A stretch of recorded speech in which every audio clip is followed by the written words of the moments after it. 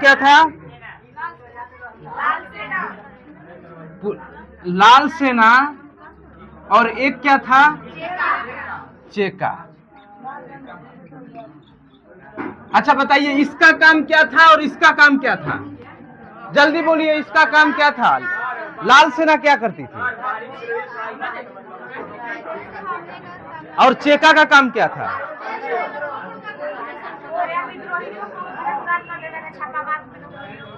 यानी कि अगर आंतरिक विद्रोह होता है तो उसको दबाने की कार्य चेका नामक पुलिस संगठन को दे दिया गया। और अगर बाहरी विद्रोह होता है, बाहरी कोई भी आक्रमणकारी आता है आक्रमण करने, तो उसको लाल सेना के द्वारा पराजित कर दिया जाता था, उसको अपने सेना से। यानी कि लाल सेना बॉर्डर सिक्योरिटी फोर्स थी, ठीक है ना? बॉर्डर को सिक्योर किया जाता था, ठीक है। पीछे लाल सेना के द्वारा बॉर्डर को सिक्योर किया जाता था और चेका के द्वारा आंतरिक मैटर को ये चीज हम लोग यहां तक पढ़े थे। अब एक चीज और बता दीजिए कि जब जार की पतन हुआ, जब जार की पतन कर दिया गया, जार खत्म हो गया, तो उसके बाद कौन आया? उसके बाद आया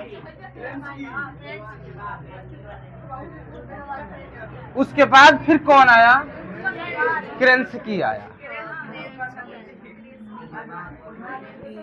चलिए, यहां तक हम लोग क्लियर हो गया था। अब देखते हैं कि अब क्या नीति अपनाता है लेनिन। अब हम लोग देखते हैं कि अब क्या नीति अपनाया जाता है लेनिन के द्वारा, ठीक है? आगे सुनिए, क्या हल्ला हो रहा है कुछ। सन 1900 लेनिन ने एक शक्तिशाली केंद्रीय सत्ता की स्थापना की। सन 1918 में विश्व का पहला समाजवादी शासन स्थापित करने वाला देश, विश्व का पहला समाजवादी शासन स्थापित करने वाला जो देश है वो रूस बन गया। उसके अभी भी है देश। रूस का नया संविधान बनाया, इसके द्वारा रूस का नया सोवियत साम्राज्यवादी गणराज्यों का समूह, यानी कि इसका नाम पड़ा USSR के रूप में परिवर्तित किया गया 1922 में। ये जो नाम इसका परिवर्तित किया गया वह कब किया गया? 1922 में किया गया। इसके बाद आगे देखिए, लेनिन ने नए राज्य में प्रतिनिधि सरकार की व्यवस्था की।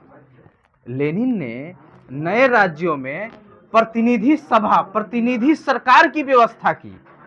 प्रतिनिधि सरकार मतलब क्या होता है? प्रतिनिधि सरकार का मतलब होगा कि जो जनता के मतलब प्रतिनिधित्व कर करके, एक प्रकार से कहिए इसको चुनाव वाली सरकार। इस सरकार की यह क्या की? उसको परिवर्तित किया, प्रतिनिधि सरकार की व्यवस्था की। राजनीतिक संगठन के सबसे निचले स्तर पर सोवियत नामक स्थानीय समितियां बनाई गई। कह रहा है कि राजनीतिक संगठन के सबसे निचले स्तर पर सोवियत नाम के राजनीतिक समितियां बनाई गई। सभी सोवियतों के सदस्यों को मिलाकर एक राष्ट्रीय कांग्रेस का गठन किया गया, जिसका कार्यकारिणी शक्ति एक केंद्रीय समिति को सौंपा गया और लेनिन इस केंद्रीय समिति का क्या होता था? अध्यक्ष हुआ। अब इसके संरचना को हम लोग समझ ले रहे हैं कि यह संरचना किस तरह से था। हाँ बोलिए। USSR का फुल फॉर्म होता है यूनियन, यूनियन सर्विस नहीं, union society, union USSR, union society socialist Republic.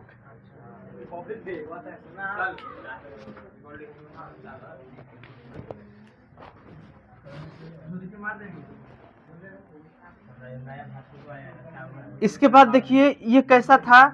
सबसे निचले स्तर को क्या कहा गया? सोवियत। ये हुआ सबसे निचले स्तर।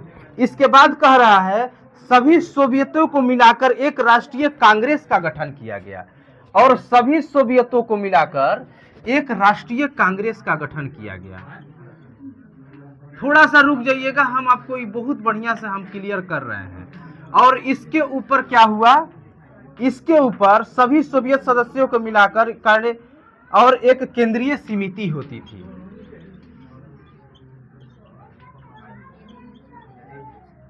इसका अध्यक्ष कौन होता था? लेनिन ना, लेनिन होता था। अब देख लीजिए, अब थोड़ा सा इसको समझ लीजिए। जो लेनिन के द्वारा रूल अपनाए गए थे, जो लेनिन के द्वारा रूल अपनाए गए थे, उस रूल को आप लोग समझ लीजिए कि वो किस प्रकार से। मान लीजिए कि सभी ग्रुप में, सभी जगहों पे इस तरह से था।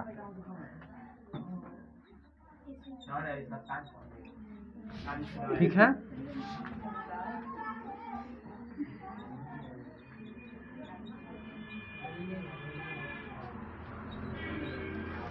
इस तरह से था। ठीक,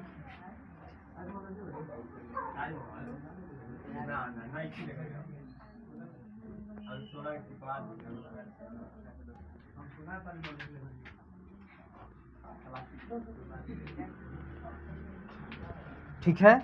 अब देखिए, जैसे ये क्या है, ये है सोवियत। ठीक है, यह जो है डायरेक्ट जनता के पास होती थी, प्रतिनिधि सरकार थी ना। ये जो है किसके द्वारा, ये कौन चुनता था? जनता चुनती थी। ये व्यक्ति जनता चुने, ये व्यक्ति जनता चुने, और ये सब व्यक्ति जनता के द्वारा छोटे पैमाने पे चुना गया है। एक पंचायतों के द्वारा चुना गया है, एक 2-4 पंचायत मिल करके चुना गया है, एक शहर के द्वारा चुना गया है। उसके जस्ट ऊपर ये जो सभी होते थे, वहां पे जाके ये बैठते थे। ये क्या होते थे? वहां पे जाके बैठते थे, और इनको कहा जाता था राष्ट्रीय कांग्रेस। ये सभी जीते, यहाँ पे आके बैठे सभी लोग, और यहाँ पे आके बैठे। इसके ऊपर एक सभी का एक मेन होता था गठन, और इसका जो होता था, इसको कहा जाता था केंद्रीय समिति, जहां पर सभी क्षेत्रों की रिपोर्ट इन लोगों द्वारा यहाँ पे पेश किया जाता था। सभी क्षेत्रों का रिपोर्ट इन लोगों द्वारा यहाँ पे पेश किया जाता था, और इन्हीं का अध्यक्ष जो होता था लेनिन होता था। क्या बात हो रहा है? काहे पीछे बात हो रहा है?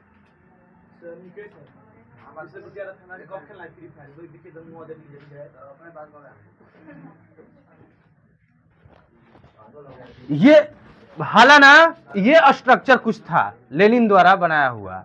ये स्ट्रक्चर कुछ था लेनिन द्वारा अपने समाज में जो बनाया गया था, ऐसी ही स्ट्रक्चर। हाँ, अब आइए आगे क्या हुआ। आगे हुआ सोवियत नामक स्थानीय समिति बनाई गई, और इससे सभी समझ लिए, सोवियत से ऊपर कांग्रेस, सोवियत से ऊपर कांग्रेस, कांग्रेस से ऊपर केंद्रीय समिति, कांग्रेस से ऊपर केंद्रीय समिति, सोवियत से ऊपर कांग्रेस, कांग्रेस से ऊपर केंद्रीय समिति।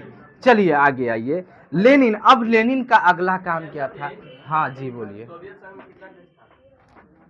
सोवियत संघ में लगभग उस समय देश कितना थे सोवियत संघ में? देखिए, रूस जो है एक के है,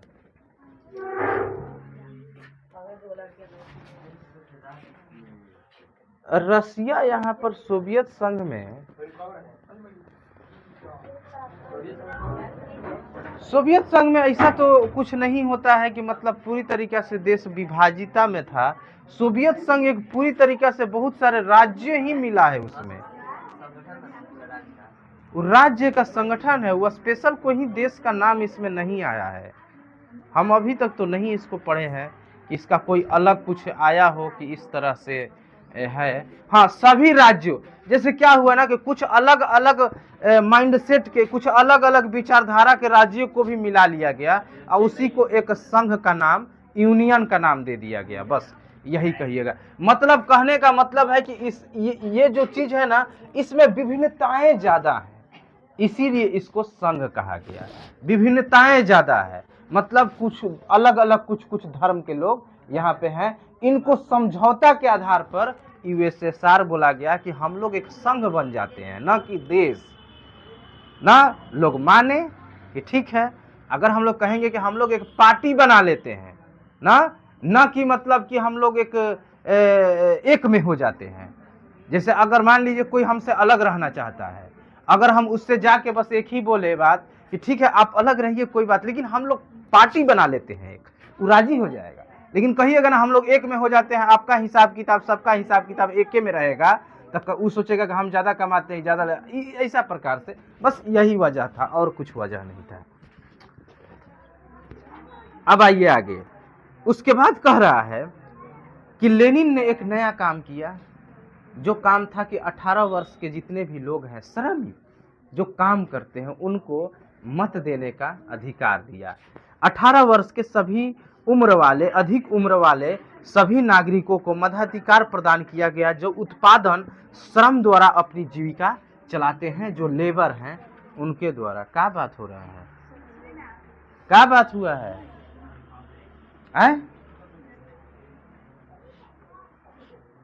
ना हमको जानना है कि आखिर बात हुआ क्या है। काजी तुम चांदनी क्या बात हुआ है? हाँ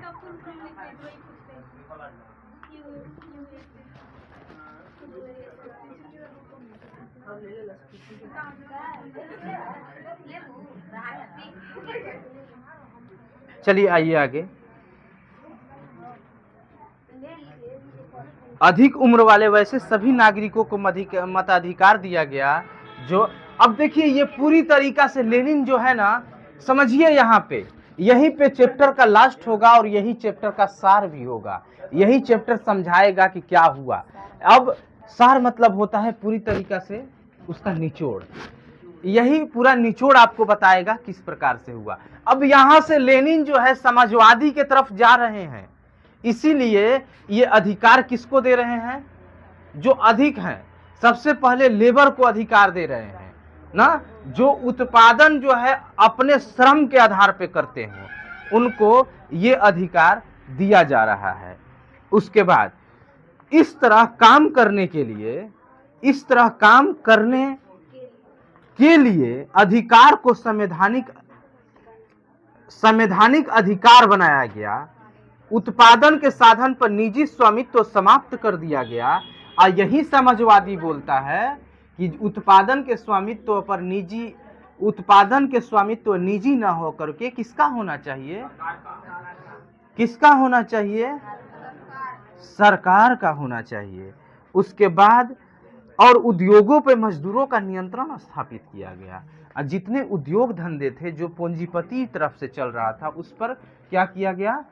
मजदूरों का नियंत्रण स्थापित किया गया। नियंत्रण स्थापित करने का मतलब क्या होता है कि मजदूर जो है मालिक बन गए? तब क्या होगा चांदनी? मजदूरों पे नियंत्रण स्थापित करने का मतलब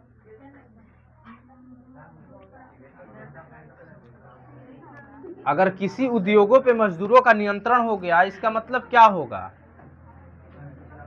बताइए पीछे से कोई लोग? मजदूरों पे अगर नियंत्रण हो गया, मजदूरों का नियंत्रण अगर उद्योगों पे हो गया, तो इसका मतलब क्या होगा?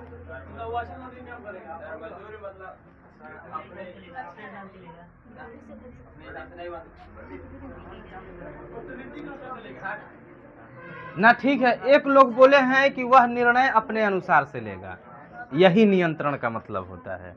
नियंत्रण में होने का मतलब कि वह अब उस कंपनी के रूल रेगुलेशन का जो है प्रॉफिट भले कोई और रखे, लेकिन अगर हम लोग कितना घंटा काम करेंगे, हम लोग को कितना पैसा मिलना चाहिए, ये तय मजदूर करेंगे। यही होता है नियंत्रण में लेना। आगे आइए, आगे है बैंक, बड़े बड़े उद्योगों, जल परिवहन और रेलवे का राष्ट्रीयकरण कराया गया। राष्ट्रीयकरण के मतलब क्या होता है? हाँ, नेशनलिज्म के मतलब क्या होता है?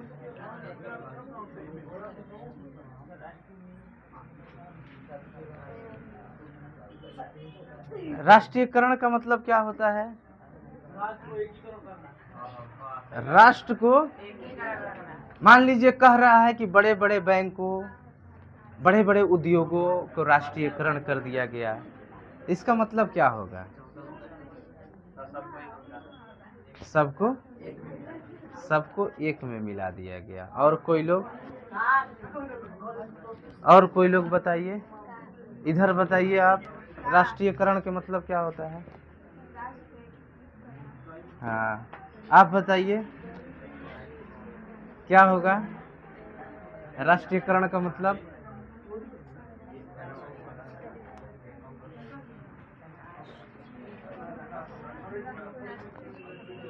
राष्ट्रीयकरण का मतलब क्या होगा? आप बताइए, बताइए। इतना बेसिक सा चीज नहीं पता है आप लोगों को, हमको बहुत अफसोस आ रहा है। आए तो आप लोग माने कि एक जगह और पढ़ती है ना, तो हम इसलिए हमको लगा कि ये पता होगा आप लोगों को। हाँ,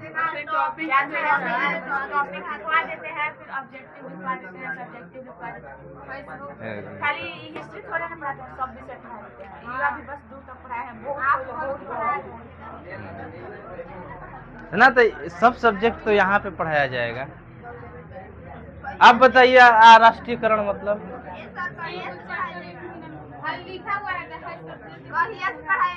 का 2 चैप्टर खत्म हो जाएगा ना, तो हम भूगोल चालू कर देंगे। भूगोल चैप्टर 2 चैप्टर खत्म हो जाएगा तो फिर हो जाएगा। आप लोगों को खत्म होने से ना मतलब है, आम खाने से मतलब है कि गुठली गिनने से मतलब है? आप लोग टीचर का मालिक मत बनिए, टीचर को बस अपने ढंग से पढ़ाने दीजिए। हाँ, उसको भी चिंता है कि हमको क्या पढ़ाना है क्या नहीं पढ़ाना है। ऐसा नहीं है कि छोटा सा पत्रिका ही से साल भर बिता देंगे ना। अगर इतना न एक एक चीज बताना होता तो हम भी 3 गो पाठ मार देते, 3 गो पाठ उड़ा देते भजन जैसा आराम से। देखिए, राष्ट्रीयकरण के मतलब समझ लीजिए, जिनको नहीं आया है, किसी चीज को सरकारी कर देना राष्ट्रीयकरण होता है। मान लीजिए कि आप फैक्ट्री चला रही हैं, कोई भी लोग, मान लीजिए कि कोई भी लोग हैं जो फैक्ट्री चला रही हैं। फैक्ट्री चलाने पर अचानक क्या किया कि सरकार आया और सरकार आपसे वो फैक्ट्री ले लिया। अब वो फैक्ट्री आपसे लेके उसके बदले में आपको पैसा दे दिया, और उसका डिसीजन ही है, आप चाह कर भी कुछ नहीं कर सकते हैं। जैसे एयर इंडिया रतन टाटा के द्वारा ले लिया गया था। टाटा ग्रुप में एयर इंडिया आता था। एयर इंडिया उस समय एक बार बात हुआ था, बोले थे कोई लोग कि एयर इंडिया सिर्फ इंटरनेशनल फ्लाइट देता है। नहीं, हम पता फिर किए, नेट पर देखे, चेक किए कि दिल्ली से मुंबई जाने के लिए तो दे रहा था एयर इंडिया का। हाँ, हम गूगल पे भी सर्च किए कि एयर इंडिया कैसा कैसा फ्लाइट की सुविधा प्रोवाइड कराती है, तो वो देखा कि लगभग विश्व में हर देशों में जाती है, और उसके बाद डोमेस्टिक और इंटरनेशनल दोनों फ्लाइट एयर इंडिया की मौजूद है, दोनों काम करती है। तो हाँ, टाटा की थी उस समय। तो जब नेहरू आए प्रधानमंत्री, तो उनका टारगेट था क्या करना? राष्ट्रीयकरण करना। क्योंकि कहीं ना कहीं देखिए, उस समय का माइंडसेट देखिए, जब हम लोगों को आजादी मिला तो हम किस चीज से प्रभावित थे? किस चीज से प्रभावित थे बाबू? आजादी मिला तो हम लोग किस चीज से प्रभावित थे? अरे समाजवादी से प्रभावित थे। हम लोग चाहते थे, हम लोग सब जगह समाजवादी देख देख के ना, हम लोग चाहते थे कि जब हम आएंगे, अंग्रेज जब चला जाएगा तो हम लोग भी ऐसा करेंगे। इसीलिए सरकारी कंपनी, सरकारी बैंक, सभी बैंकों को सरकारी कर देना, सरकारी कंपनी खड़ा करना, ये सब चीज मतलब पूरी तरीका से कोशिश था कि यहाँ के जनता को अपने अंडर में समाजवादी सभी को सुख संपन्न, क्योंकि समाजवादी कहता ही यही बात है ना। समाजवादी कहता ही है कि एक ऐसी व्यवस्था होना चाहिए, एक ऐसा माहौल है, एक ऐसा राज्य होना चाहिए जिसमें उत्पादन के सभी साधनों का स्वामित्व किसके पास हो? सरकार के पास हो। उत्पादन के सभी साधनों का स्वामित्व किसके? उत्पादन के सभी साधनों का स्वामित्व किसके पास होना चाहिए? सरकार के पास होना चाहिए। ये किसका डिफिनेशन है? ये किसका डिफिनेशन है?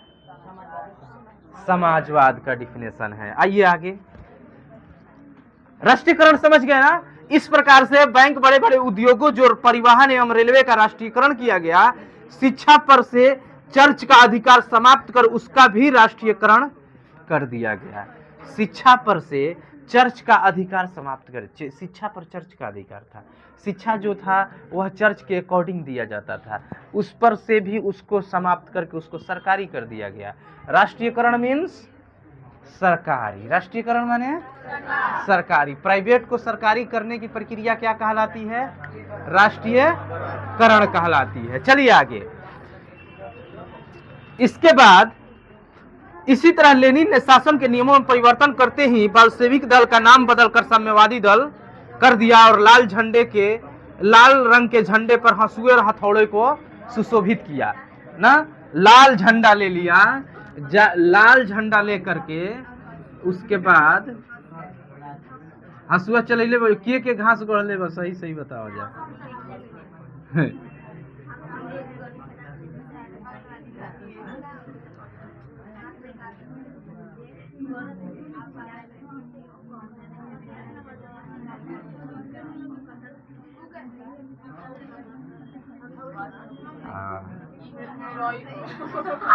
ठीक वाला नहीं के ठीक, रुका रुका रुका रुका रुका रुका कपिया पे बढ़िया पर नहीं ले रही। ये आदमी है, ठीक बा ना, समझा जा। हाई जौन है, हाई बेट है हंसुआ के,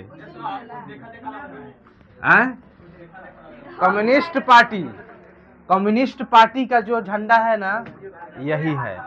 हंसुआ हथौड़ा नहीं है, बाली है।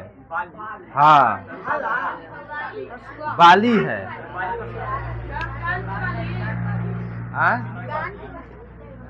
ये कल है कान के बाली। मैंने सोचिए ले बड़ू जा कि बदनाम होके जाए के बाद। बीच में कहीं लड़का कमेंट कर रहा है लड़की पे। क्या कमेंट कर रहा है? क्या बोल रहा है? बोलिए। क्या बोला है? बोलिए, बताइएगा तबे ना जानेंगे।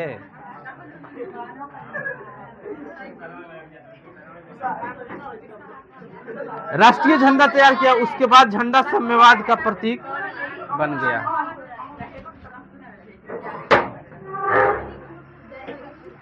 हाँ सर प्रणाम।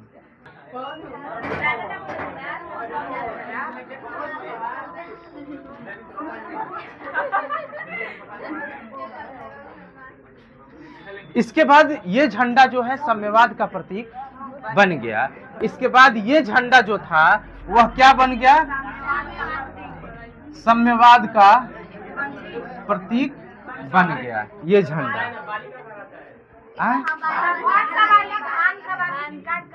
अरे धान के बाली ना। एक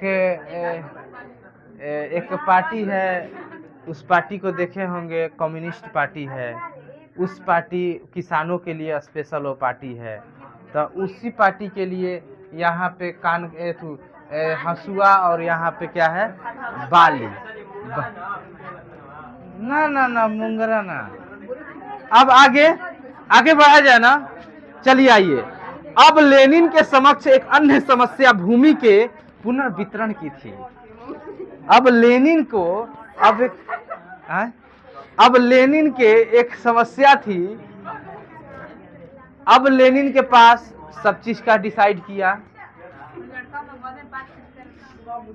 ए लड़का काहे बात कर रहे हैं आप लोग?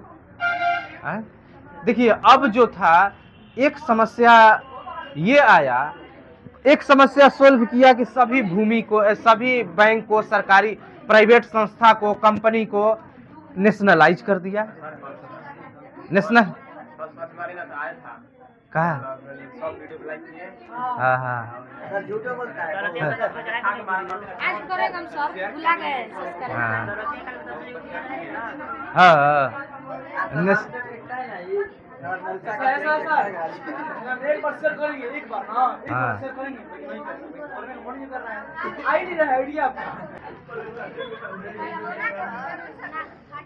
अब लेनिन के पास एक समस्या थी।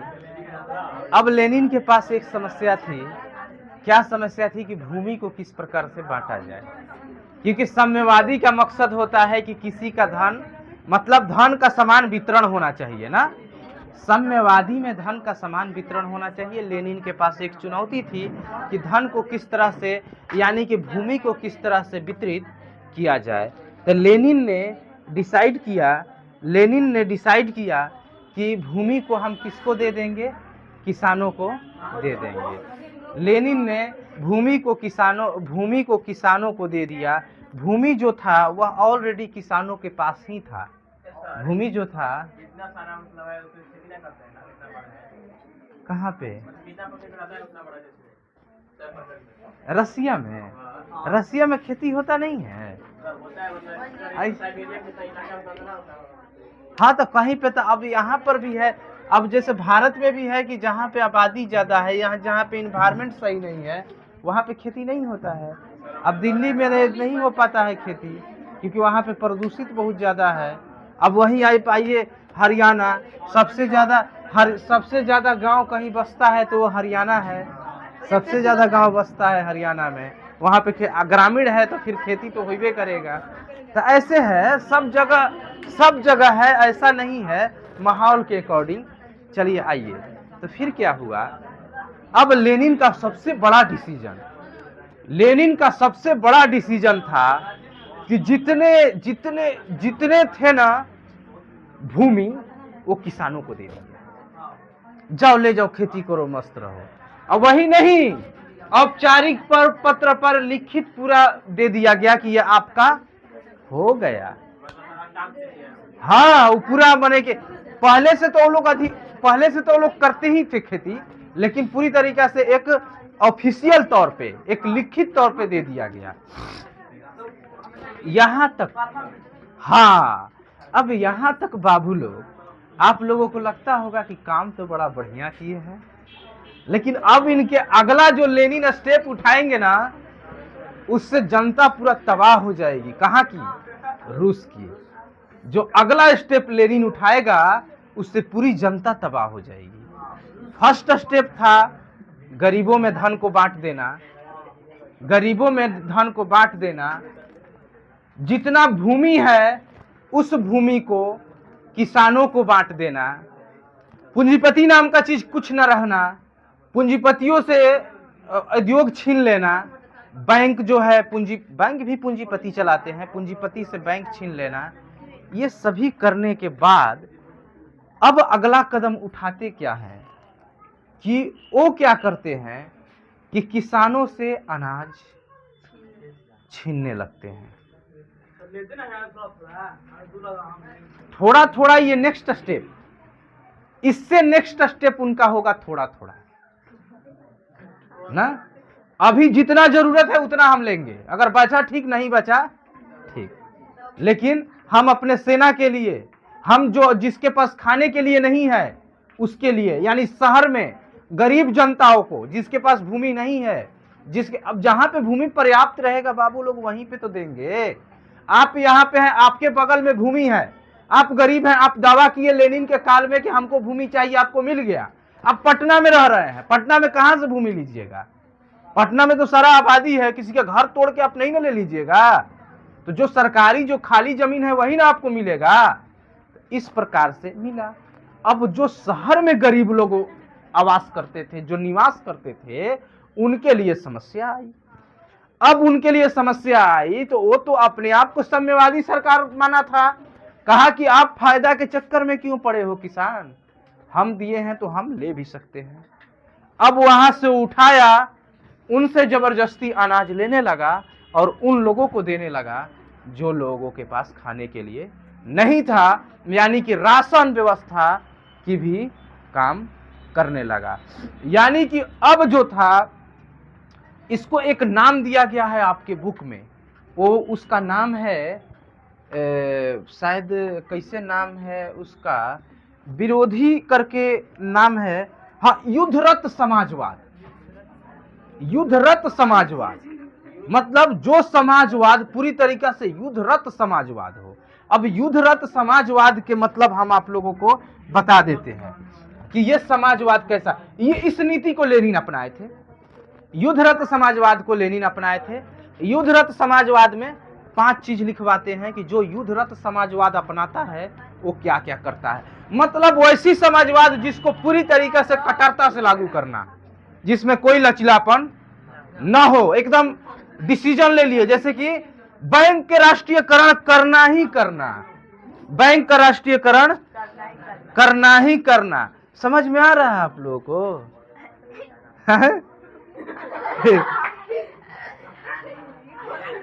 ना मैंने 2-3 दिन के बाद आई है, समझ में आ रहा है? देखिए, युद्धरत समाजवाद समझने की, युद्धरत समाजवाद को जानने की इच्छा है या फिर आगे बढ़े? युद्धरत समाजवाद देखिए, कोई खास कहीं इससे एग्जाम में क्वेश्चन पूछेगा नहीं। एक चीज जान लीजिए, आपके भविष्य के लिए काम दे सकता है। कहीं किसी को समझाने के लिए या कहीं सेल्फ स्टडी जब अदर हायर बुक कीजिएगा तो वहां पे ये सब स्टेप जब आप लोग को क्लियर रहेगा तो समझने में आसानी आएगा, और कुछ नहीं। वहां पे कुछ नहीं, बस आपके एग्जाम में पूछेगा लेनिन कौन था, लेनिन की रूस को साम्यवादी बनाने में क्या भूमिका हुई, यही सब पूछेगा। ये सब रटा रटाया क्वेश्चन है, तो यही सब पूछेगा। लेकिन हम आप लोगों को बता रहे हैं युद्धरत समाज।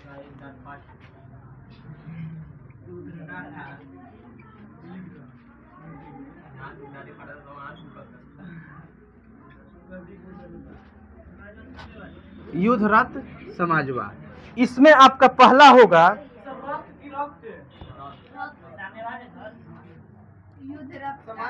समाजवाद है कि साम्यवाद है?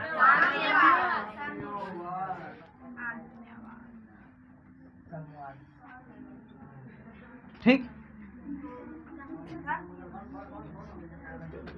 ठीक है ना? युद्धरत साम्यवाद है, युद्धरत साम्यवाद, हाँ युद्धरत साम्यवाद, ठीक है। अब इसमें देखिए क्या किया जाएगा, उद्योगों का राष्ट्रीयकृत,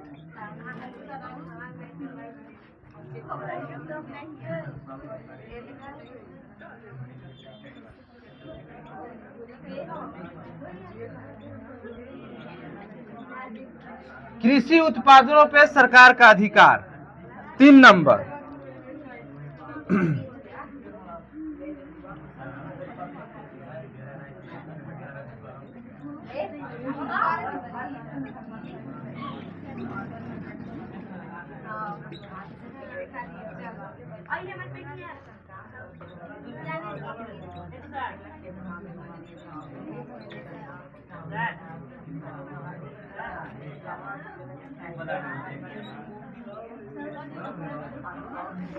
देखिए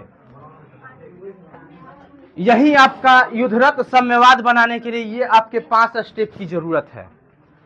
कौन कौन सी?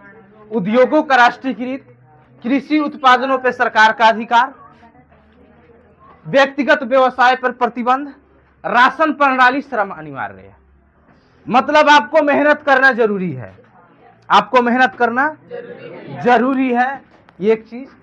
युद्धों का राष्ट्रीयकृत, उद्योगों का राष्ट्रीयकृत यानी कि जितने इंडस्ट्री है उसको सरकारी कर लिया जाएगा। और ये सरकारी किस तहत किया जाएगा? इसके तहत, क्योंकि व्यक्तिगत व्यवसाय पर प्रतिबंध है, व्यक्तिगत व्यवसाय पे प्रतिबंध है। कोई भी व्यवसाय करेगा, कौन करेगा बाबू लोग? सरकार करेगी। यानी कोई सामान आपको बेचना होगा तो कौन बेचेगी? सरकार बेचेगी। कोई सामान बेचना होगा तो कौन बेचेगी? सरकार बेचेगी।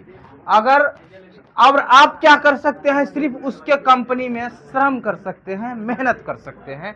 ये काम जो किसान कृषि उत्पादन करेंगे, जो कृषि करेंगे, उस पे साधन सरकार का अधिकार होगा, और वो सरकार अपने हित के लिए जैसा चाहेगी वैसा करेगी, पूरा लेना चाहेगी पूरा लेगी। यही है युद्धरत साम्यवाद।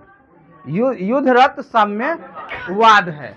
अब युद्धरत साम्यवाद है तो इसमें इस चीज को कठोरता से लागू किया जाता है। लेनिन का पहला कदम यही था बाबू लोग ना। लेनिन का पहला कदम था युद्धरत समाज की ओर बढ़े, लेकिन इसके बहुत लोग खिलाफ हुए, इसका विरोध होने लगा। एक समय ऐसा आया, आपको वो टाइम था 1721 का टाइम ऐसा आया कि उस टाइम पे, मतलब मान लीजिए कि हम जितना फसल उगा रहे हैं, वो फसल सरकार के द्वारा ले लिया जा रहा है, इसी वजह से ये काम किया गया कि 1921 में सभी लोग, लगभग जितने किसान कृषि करते थे,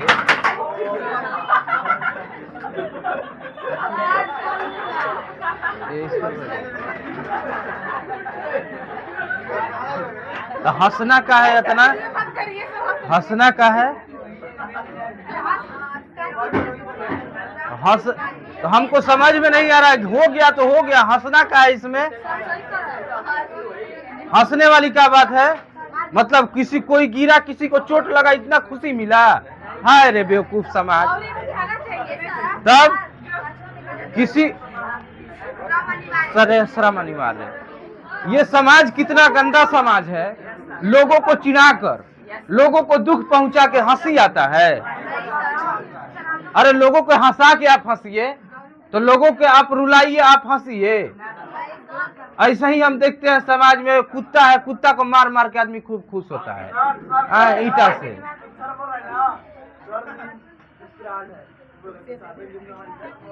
ऐसा कम नहीं, आप लाइफ में आप लोग, हाँ, श्रम अनिवार्य, लिख लीजिए, हम बोले ना श्रम अनिवार्य, लिखना है लिखिए, नहीं लिखना है कोई अनिवार्य नहीं है आप लोगों के लिए।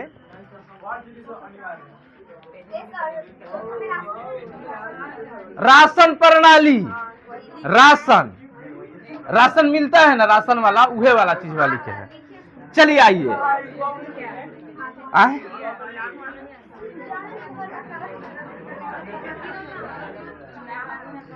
अब इस तरह से अब चलिए, अब खत्म कीजिए, लिखना उखना बंद कीजिए प्लीज।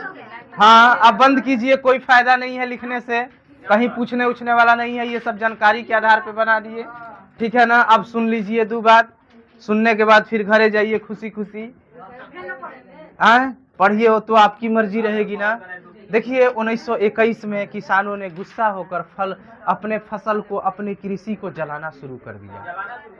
हाँ, जलाना शुरू कर दिया, जला दिया, पूरा राख कर दिया। हाँ, किले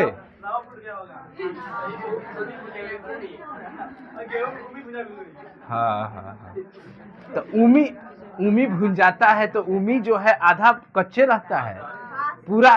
कब वो गेहूं के खेत में जब गेहूं जर जाता है तो जाके खैया रखिए।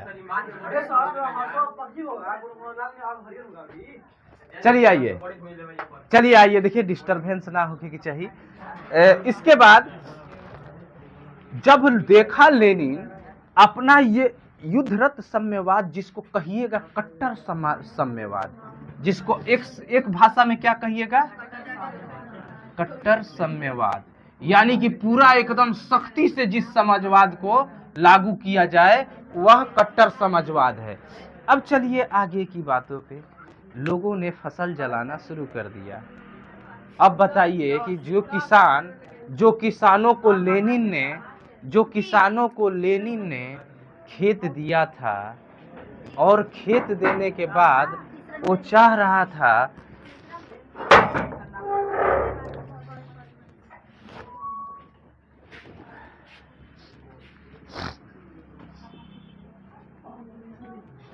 उन्नीस सौ इक्कीस में सभी किसानों ने फसल जलाना शुरू कर दिया, फसल जलाकर राख कर दिया। अब रूस के लिए कुछ बचा नहीं खाने पीने के लिए, रूस के लोग भूखे मरने लगे। अब राशन रहेगा तब तो लोगे, सीधी सी बात है। कोई खेती ही नहीं किया, कोई जला दिया गुस्सा में। अब मेरे पास रहेगा तब तो लोगे, मैं भी मरूंगा और तुमको भी मारूंगा। ये बात कर दिया। किसान अपने लिए भी अनाज नहीं रखा।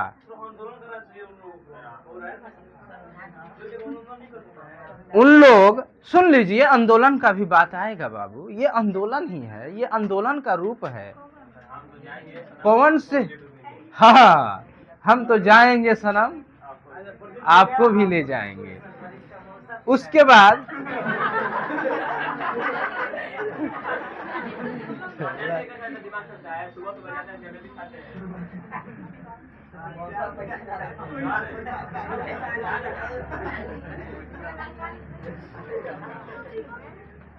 हो गया। आप शांत हो जाइए, आप शांत हो जाइए। आगे की कहानी बहुत इंटरेस्टिंग है, सुन लीजिए, मजा आएगा। जानते हैं बाबू लोग, हमको भी लिखवाने में बहुत अच्छा लगता है, ठीक ना। हमको भी शौक नहीं था चिल्लाने का, लेकिन हम चाहते हैं ना मेरे साथ आप लोगों को मजा आए। बस आप लोगों को मजा देने के चक्कर में हम खुद का सजा ढो रहे हैं, ठीक है ना। सुबह में कुछ खा के नहीं आते हैं, जाके खाना बनाना पड़ता है। वैसे ही बर्तन पड़ा होगा, जाएंगे बर्तन धोएंगे, दाल बैठाएंगे, उसके बाद फिर भुंजिया बनाएंगे, उसके बाद चावल बनाएंगे, उसके बाद खुशिया के सब्जी बना दी हम।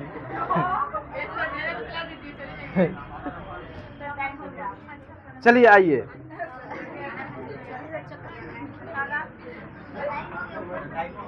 हाँ टाइम हो रहा है ना, ठीक है। अब देखिए सुनिए, इस तरह से बुक चाहिए आपको, हाँ ले लीजिए। इस तरह से सभी, इस तरह से ये जो युद्धरत साम्यवाद था 1921 में किसानों ने अपना, अरे सुन लीजिए अभी बात खत्म नहीं हुआ है, मतलब सुनिए, एक एग्जाम्पल आप लोगों को दे रहे हैं। जब मूर्ति बनाया जाता है, जब किसी चीज की मूर्त बनाया जाता है, तो मूर्ति का सबसे सुंदरता वाली काम कब होता है? सबसे लास्ट में नहीं, सबसे लास्ट में जब पेंट किया जाता है उसको ना, जब उस पे लेप चढ़ाया जाता है, तब जाके मूर्त जो है मूर्त लगता है ना, एकदम लगता है ना। कोई कहता है ना कि एकदम आदमी नहीं, वो एकदम मूर्ति की तरह लगता है, मतलब एकदम सुंदर लगता है। ऐसे जब पुअरा उरा रहता है तब तो लगता है कि रात में डरा जाएंगे ना, लेकिन जब पूरी तरीका से उस पर माटी लगा के उसके बाद उसको एकदम अच्छा कर, तो वही क्लास के अंतिम समय जो होता है, वो सभी चीजों को लेप लगाने का टाइम आता है। आप लोग लेप लगाने के टाइम में आप लोग हला करने लगते हैं। तो देखिए 1921 में जब ये काम हुआ, तो अब लेनिन को तो वापस आना पड़ेगा ना, क्योंकि सभी लोग तो गुस्सा में जला चुके हैं ना। अब सभी लोग भूखे, अगल बगल के देशों द्वारा मदद भी मिला, लेकिन उतनी फायदा नहीं पहुंचा, जिसके लिए अब लेनिन जो है NEP न्यू इकोनॉमिक पॉलिसी लाया, और नया इकोनॉमिक पॉलिसी में उन्होंने क्या क्या नियमों को लाया, क्या क्या सुधार किया, क्योंकि वो एक बहुत व्यवहारिक इंसान था, वह बहुत प्रैक्टिकल ढंग से चीजों को देखता था। लेनिन का एक स्टेटमेंट आप लोगों को होगा कि 3 कदम आगे चल के 1 कदम पीछे हटना मतलब 2 कदम आगे रहने के बराबर है। हाँ, लेनिन बोला था कि अगर हम 3 कदम चल दिए, 1 कदम पीछे आ गए, तो मतलब 2 कदम आगे है ना भाई। तो यही चीज बोला कि पहले हम सख्ती से साम्यवाद लाएं, अब थोड़ा सा ढील दे दिए, तो फिर भी साम्यवाद है ना, पूरा नहीं है फिर भी है। तो यही चीज था। हम लोग कल पढ़ेंगे बहुत अच्छे तरीका से NEP। बीजेपी का जो थ्योरी है वो लेनिन के साम्यवाद है। पेट्रोल का दाम बढ़ाता है कि हरी। हाँ हाँ, आइए सर, आइए आप भी आइए, आइए सर यहाँ पे, अरे आइए, कभी दोनों योद्धा एक मंच पे रहे। जो बीजेपी का सोच है हाँ। 20 रुपये बढ़ाता है, और क्या करेगा पता है, 10 रुपये घटा दिया, आदमी खुश हो जाएगा कि तेल का दाम बढ़ गया, लेकिन फिर भी अभी 10 रुपये बढ़ा है ना, नहीं बढ़ा है। गैस के दाम में ऐसे ही ना होता है, गैस के दाम में ऐसे ही होता है। 2 कदम आगे एक कदम पीछे, एक कदम, अभी एक कदम आगे है ना। हाँ, 2 कदम आगे बढ़ के 1 कदम पीछे होने का मतलब 1 कदम आगे होना है।